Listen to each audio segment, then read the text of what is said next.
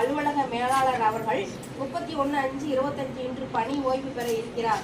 அவர் பணியாற்றிய விதம், பணியாளர்களை வழிநடத்திய விதத்தை சிறு தொகுப்பாக வழங்க உள்ளேன்.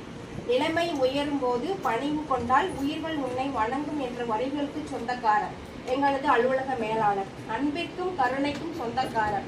நிர்வாகத்திறனில் கெட்டிக்காரர். இரவு பகல் பாராமல் அயராது உழைக்கும் உழைப்பாளர்.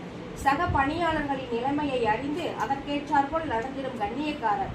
அலுவலக மேலாளராக இல்லாமல் ஒரு தந்தையாகவும் நல்ல நண்பராகவும் உடன் பிறந்த சகோதரராகவும் விளங்கிய பாசக்காரர்.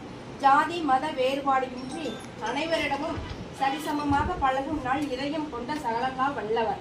அன்பில் ஸ்டார். கருணையில், உழைப்பில், உதவி செய்வதில், பணிபுரிவதில், திறமையில், புத்தி கூர்மையில், சுறுசுறுப்பில், பேசுவதில் என இத்தனை ஸ்டார்களை கொண்ட அலுவலக மேலாளர் அவர்கள் சேலம் கூட்டுறவு சர்க்கரை ஆலையின் ஒரு சூப்பர்டார் என்பதில் சிறிது மையமில்லை.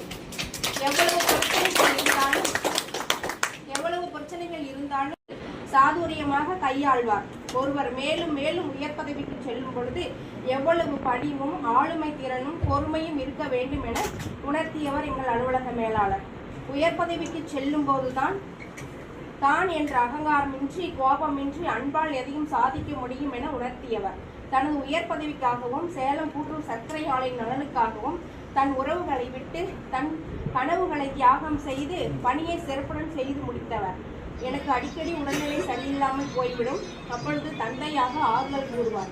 இனி தங்களை போன்ற நல்வுள்ளம் கொண்ட தந்தை உடன் கிடைப்பாரா என்று பொது கடையில்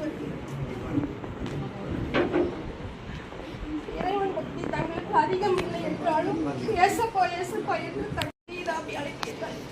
நாளை முதல் ஏசப்பா என்று அழைப்பீர்களா? உறுதி பிரிவு உண்மையிலேயே உங்களது கண்காணிப்பாளருக்கு நீங்கள் உறுதுணையாக இருந்தது. 1000 யானைகள் இருப்பது போன்ற பணம் இருந்தது. நாளை முதல் அவருக்கு உறுதுணையாக யார் இருப்பார்கள்? அதை நினைக்கும் பொழுது மனம் வேதனை அடைகிறது. வாழ்ந்திட வயதில்லை என்றாலும் நீங்கள் உங்கள் உறவினருடன் நோயினுடைய நீடி வாழ வேண்டும். இறைவனை வேண்டிக் கொண்டு பேச வாய்ப்பு நன்றி.